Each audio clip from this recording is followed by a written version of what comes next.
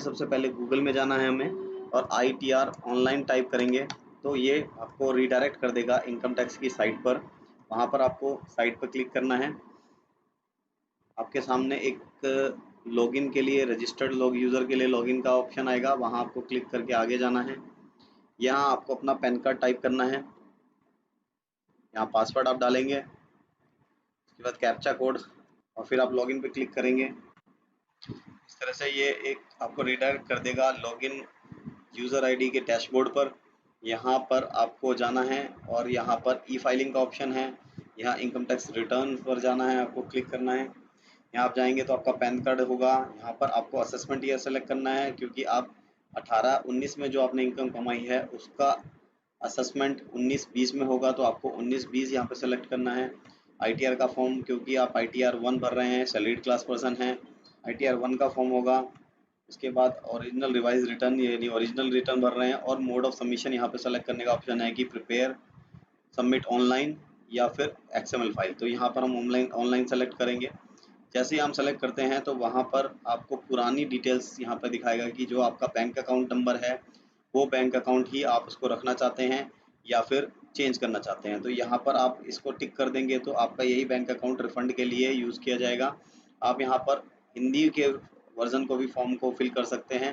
अगर यहाँ आप टिक करते हैं तो ये फॉर्म हिंदी में खुलेगा, अदरवाइज आप इंग्लिश में इसको आगे स्टार्ट कर सकते हैं।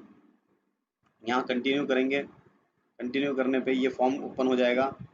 फॉर्म ओपन होने के बाद इसमें जो पहला पार्ट है वो पार्ट ए है, जनरल इन्फॉर्मेशन। दूसरा पार्ट है computation of income and tax.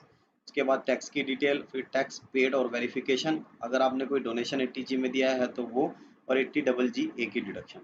तो सबसे पहले हमें पार्ट ए को फिल करना है। पार्ट ए में क्या क्या इन्फॉर्मेशन मांगी गई हैं।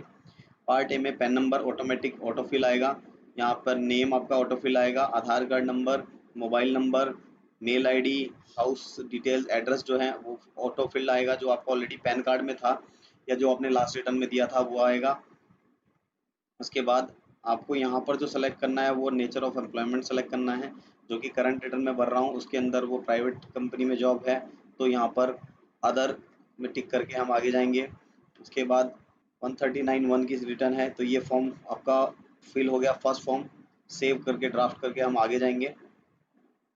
सेकंड डिटेल है कंप्यूटेशन ऑफ इनकम डिटेल। यहाँ पर भी गवर्नमेंट ने एक अपडेट किया है कि यहाँ पर बहुत सारी डिटेल ऑटो फिल होके आ रही हैं, जैसे कि ग्रॉस इनकम, जो कि TDS की रिटर्न डिपार्टमेंट, TDS की रिटर्न आपके एम्प्लॉयर ने डाली है, वहाँ से डेटा फिल होके आ रहा है, सिर्फ आपको वेरीफाई करते हुए चलना है। तो यहाँ पर ग्रॉस सैलरी ऑटोमेटिक आ रही है। उसके बाद यहाँ पे बहुत सारे सैलरीड क्लास पर्सन को डिडक्शन मिलती है HRA की, तो वो अब HRA की लास्ट ईयर तक वो HRA की डिडक्शन आपको शो नहीं करनी पड़ती थी और वो ग्रॉस सैलरी में से ही माइनस होकर आती थी। लेकिन अब ये ग्रॉस जो सैलरी है वो HRA की डिडक्शन से पहले सैलरी है, तो आपको HRA की डिडक्शन भी यहाँ पे डालनी है। तो आपको यहाँ पे देखना है, यहाँ ऑप्शन दिया गया है, बहुत सारी डिडक्शन जो 10 सेक्शन की हैं वो यहाँ मिलेंगी।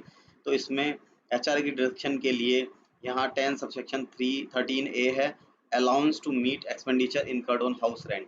तो यहाँ पे इसको सेलेक्ट कर लेना है और यहाँ पर हाउस रेंट के लिए जो भी आपने क्लेम डिडक्शन आपकी बनी है आपके फॉर्म 16 में वो यहाँ पर डाल देनी है। मैं यहाँ पर जिस पर्सन का भर रहा हूँ उनको इतनी डिडक्शन मिली है, वो डिडक्शन मैंने यहाँ फिल कर दी। उसके बाद फिर नेक्स्ट आपका सैलरी डिडक्शन जो स्टैंडर्ड डिडक्शन 40,000 की ऑटो फिल होके आएगी। तो यहाँ तक आपकी income chargeable under head salary निकल के आ गई, 6,92,080 रुपये। इसके बाद यहाँ पर अगर आपके पास कोई हाउस प्रॉपर्टी है या हाउस प्रॉपर्टी से इनकम है या फिर आपने उसके लिए लोन लिया हुआ है, बहुत सारे प्रोफेशनल जो भी नौकरी के जॉब कर रहे हैं वो लोग हाउस प्रॉपर्टी खरीदते हैं, वो लोन का डिडक्शन लेते हैं। तो यहाँ पर आप ऑप्शन टिक कर सकते हैं कि वो प्रॉपर्टी सेल्फ ऑक्यूपाइड है या लेट आउट है। अगर वो प्रॉपर्टी सेल्फ ऑक्यूपाइड है तो आप केवल 2 लाख रुपए तक की इंटरेस्ट की डिडक्शन ले सकते हैं। अगर वो प्रॉपर्टी लेट आउट है तो आपका इंटरेस्ट जो आपने टोटल पे किया है उस पूरे इंटरेस्ट की डिडक्शन मिल जाएगी। तो यहाँ पर अगर सेल्फ ऑक्यूपाइड है तो सेल्फ ऑक्यूपाइड सेलेक्ट करके यहाँ पर इंटरेस्ट पेबल ऑन बोरोइंग्स में आप अपना डेटा फिल कर देंगे तो उसमें डिटेल भर जाएगी। उसके बाद आपको यहाँ पर अदर सोर्सेज की इनकम को भी डिक्लेयर करने का ऑप्शन है। तो अदर सोर्सेज की इनकम में interest from saving account, interest for और any other income, interest from deposit bank में, bank deposit, interest from income tax refund, तो ये सारी चीज़ें यहाँ पर इनकम टैक्स रिफंड वगैरह जो मिला है, उस पर कोई इंटरेस्ट मिला है तो वो यहाँ पर डालना है आपको। तो यहाँ पर इंटरेस्ट फ्रॉम सेविंग अकाउंट यहाँ पे फिल कर दिया है। उसके बाद ग्रॉस इनकम यहाँ पे आ गई है। अब आ जाते हैं 80C की डिडक्शन, जो कि 80C में LIC की, ट्यूशन फीस की, प्रोविडेंट फंड की, PPF की, ये सारी डिडक्शंस यहाँ पर मिलती हैं। तो यहाँ पर 1.5 लाख रुपए लिमिट है, तो जो आपकी डिडक्शन है वो यहाँ पर आपको फिल कर देनी है। ऑल्दो कि ये ऑटो फिल होके आ रही है डिपार्टमेंट से, जो डेटा TDS के रिटर्न में आपके एम्प्लॉयर ने डाला है, तो वहाँ से ये डिडक्शन हो गई। उसके बाद जनरली हेल्थ इंश्योरेंस की डिडक्शन ली जाती है। तो हेल्थ इंश्योरेंस में भी बहुत सारे ऑप्शंस हैं कि इससे आपने सेल्फ और फैमिली का कराया है जिसमें कोई सीनियर सिटीजन नहीं है, सेल या फैमिली है का कराया है जिसमें सीनियर सिटीजन है, पेरेंट्स का कराया है, पेरेंट्स सिटीजन है, या सेल्फ और फैमिली इंक्लूड्स पेरेंट्स भी है, और सेल्फ और फैमिली इंक्लूड पेरेंटिंग जो कि पेरेंट्स जो कि सीनियर सिटीजन है, उसका भी ऑप्शन है। तो यहाँ पर टिक करके यहाँ पे जो आपने प्रीमियम हेल्थ इंश्योरेंस के लिए दिया है उसकी डिडक्शन यहाँ पे क्लेम कर सकते हैं आप। इसके बाद जो नेक्स्ट डिडक्शन आपको इसमें मिलेगी वो यहाँ पे एजुकेशन लोन अगर आपने लिया है तो एजुकेशन लोन की डिडक्शन यहाँ पर आ जाएगी। अगर कोई डोनेशन चैरिटी जो आप 80G में दी है तो 80G के लिए एक सेपरेट फॉर्म दिया गया है, वहाँ से डिटेल फिलअप होके यहाँ पे आ जाएंगी। उसके बाद 80GG जो कि जिन लोगों का HRA नहीं मिलता और वो रेंट पे रहते हैं तो उनको 80GG की डिडक्शन मिलती है। इसी तरह पॉलिटिकल पार्टीज को डोनेशंस और इसकी डिडक्शन है। और इंटरेस्ट फ्रॉम 80TTA जो कि बहुत इंपॉर्टेंट है, इसके अंदर इंटरेस्ट की डिडक्शन मिलती है। 10,000 रुपये तक का इंटरेस्ट एग्जाम्प्ट होता है। तो जो इंटरेस्ट आपको मिला है उसको अगर वो 10,000 से कम है तो वो टैक्सेबल नहीं है, तो आपको ऊपर वहाँ पे इनकम में दिखाना है और नीचे उसी की डिडक्शन ले लेनी है। उसके बाद 80TTB के बारे में भी बता देता हूँ। ये TTB जो है सीनियर सिटीजन के लिए है। अगर ये रिटर्न सीनियर सिटीजन की होती तो उसको इंटरेस्ट की डिडक्शन 80TTB में मिलती। 80TTB में डिडक्शन की लिमिट 50,000 रुपये है, यानी सीनियर सिटीजन का 50,000 रुपये तक का इंटरेस्ट, उसके ऊपर कोई भी टैक्स नहीं है, उनको डिडक्शन 50,000 रुपये की यहाँ पर मिल जाती। क्योंकि जिस पर्सन की हम यहाँ बढ़ रहे हैं वो एक सीनियर सिटीजन नहीं है, तो उनको लिमिट जो है 10,000 रुपीज़ है। इस तरह से टोटल डिडक्शन आ गई। इस तरह से अब आप देखेंगे कि computation of total tax payable आ गया यहाँ पे। तो जो टैक्स पेबल बन रहा है वो ये टैक्स पेबल है। उसके बाद उस पर 4% का हेल्थ एंड एजुकेशन सेस लग गया। टोटल टैक्स की कैलकुलेशन हुई 19,733 रुपये। इस तरह से टोटल टैक्स की कैलकुलेशन यहाँ पर net tax payable without total interest वगैरह कंसिडर करके 19,733 आ गई। यहाँ तक का फॉर्म फिल हो गया। इसे सेव करके हम आगे चले जाएंगे।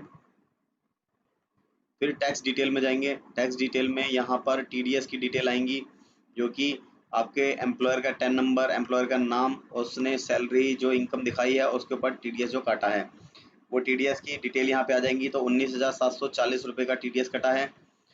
इसके बाद ये चीज़ें वेरीफाई करते हुए आपको next tax paid and verification में चले जाना है। यहाँ पर आप देखेंगे कि जो जितना टैक्स आपका बन रहा था उतना टैक्स TDS में कट चुका है। टोटल TDS क्लेम्ड 197740 इतना TDS था। Tax total tax paid, total tax उतना ही पेमेंट हो गया जितना बन रहा था। तो अमाउंट पेबल इस टाइम कुछ नहीं बन रही है। और रिफंड भी 10 रुपये का, ये 100 रुपये से नीचे का रिफंड आता नहीं है, तो ये भी कुछ नहीं बन रहा है।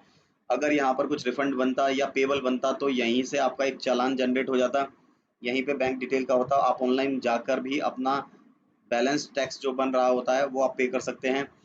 उसके बाद यहाँ पर बैंक डिटेल जो कि ऑटो फिल थी, शुरू में ही हमने रिटर्न के टाइम पर सिलेक्शन किया था, वो यहाँ पे आ रही हैं। आप वेरीफाई कर लीजिए कि करेक्ट है या नहीं। यहाँ पर फिर पर्सन का नाम, उनके फादर का नाम, और यहाँ पर उनकी कैपेसिटी की वो सेल्फ भर रहे हैं, और यहाँ पर उनका प्लेस और डेट। इस तरह से टोटल फॉर्म यहाँ पे फिल हो जाता है।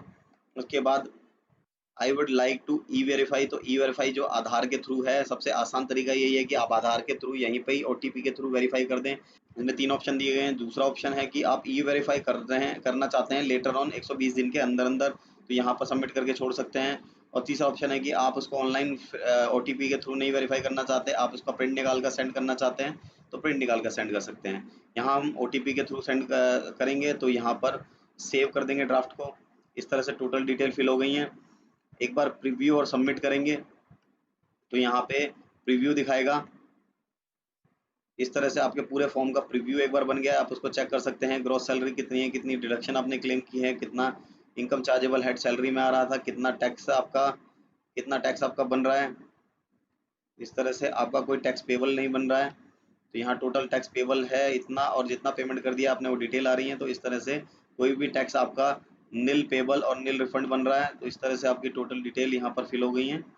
अब आप इसको सबमिट पर के बटन पर क्लिक करके सबमिट कर सकते हैं, और आप आधार ओटीपी का ऑप्शन भी सेलेक्ट कर सकते हैं, जिसके थ्रू आप इसको वेरीफाई करेंगे। अब यहाँ कंटिन्यू का फिल करेंगे तो एक ओटीपी आपके उस पर जाएगा, उस ओटीपी को आपको यहाँ डालना है, और उसके बाद आप उसको सबमिट कर